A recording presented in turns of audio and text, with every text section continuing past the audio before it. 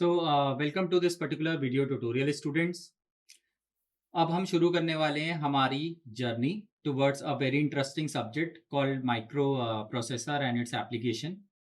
और हमारा जो यूनिट 1 है उसमें हम क्या टॉपिक्स पढ़ने वाले हैं, क्या चीज़ें हम देखेंगे, वो पर्टिकुलर चीज़ें हम यहाँ पे इस पर्टिकुलर इंट्रोडक्शन वीडियो में बात करेंगे। तो यहाँ पे हम सबसे पहले देखने वाले हैं एक इंटेल 8086 माइक्रो प्रोसेसर का आर्किटेक्चर, वो हम समझेंगे। और उसके भी पहले हमको समझना पड़ेगा कि माइक्रो प्रोसेसर क्या होता है। तो जो पहला हमारा वीडियो ट्यूटोरियल रहेगा आपको वो इसमें रहेगा कि क्या माइक्रो प्रोसेसर होता है और हमारी उससे क्या अपेक्षाएं होनी चाहिए, उसकी क्या आवश्यकता है। उसके बाद में हमारे सिलेबस में जो माइक्रो प्रोसेसर है वो तो 8086 माइक्रो प्रोसेसर है, लेकिन अभी तक बहुत सारे माइक्रो प्रोसेसर जो है वो मार्केट में आ चुके हैं टिल डेट। अभी 2024 में है हम, तो till date there are lot many microprocessors जो कि आ चुके हैं। तो वहां तक की जर्नी जो है वो कैसे ट्रेवल हुई है, स्टार्टिंग फ्रॉम जो दुनिया में पहला माइक्रो प्रोसेसर बना था वो इंटेल ने बनाया था 1971 में, उसका नाम था इंटेल 4004।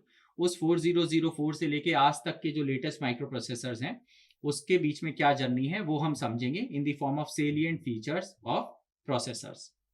इसके बाद में हम समझेंगे एक इंटरेस्टिंग टॉपिक जो होता है आपका पाइपलाइनिंग, कि पाइपलाइनिंग क्या चीज होती है।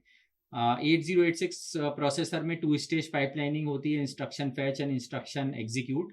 लेकिन अभी जो मॉडर्न माइक्रो प्रोसेसर्स हैं उसमें मल्टी लेवल पाइपलाइनिंग होती है। तो पाइपलाइनिंग का क्या कॉन्सेप्ट है वो हम समझेंगे।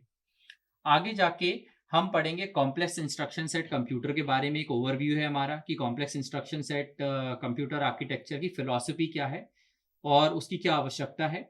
और फिर हम उसे कंपेयर करेंगे एक दूसरे सिमिलर आर्किटेक्चर से जो कि होता है आपका रिड्यूस्ड इंस्ट्रक्शन सेट आर्किटेक्चर।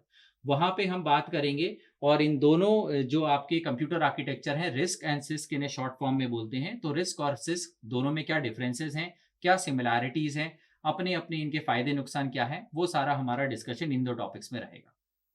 उसके बाद में फिर हम आखिरी में जाके पढ़ेंगे रजिस्टर ऑर्गेनाइजेशन ऑफ 8086। तो हम पूरा का पूरा जो रजिस्टर ऑर्गेनाइजेशन है 8086 का उसमें कितने, क्योंकि यहाँ से हम हमारे 8086 प्रोसेसर की जर्नी शुरू करेंगे।